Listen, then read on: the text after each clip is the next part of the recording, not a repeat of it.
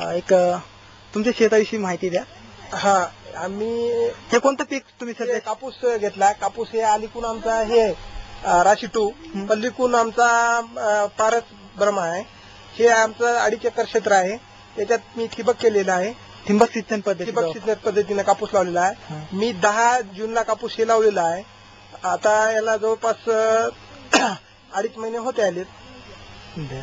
ठिबक सिंचन मी याला 40,000 रुपये मला खर्च आला आणि याच्यात जवळपास मला उत्पन्न होऊ शकतंय 50 ते 55 क्विंटल कापूस होऊ शकते मला. म्हणजे एकंदरीत त्याची किंमत किती असेल? त्याची किंमत अंदाजे समजा यावर्षीच्या भावानं म्हणलं तर यावर्षी 7,000 रुपये भाव होता.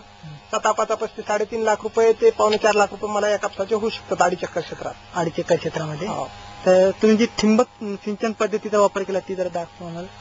ठिबक सिंचनची नाही, हे मी 12 mm ठिबक केलेलं आहे. 16 mm ठिबक केलेलं आहे. कारण की 12 mm ठिबकने पाणी भरपूर भेटत नाही, त्यामुळे मी 16 mm चं ठिबक केलेलं आहे. 16 mm ठिबक केलेलं आहे. जवळपास मी नगदी हे ठिबक संपूर्ण नगदी केलेलं आहे.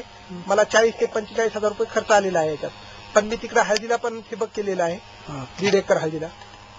थँक्यू.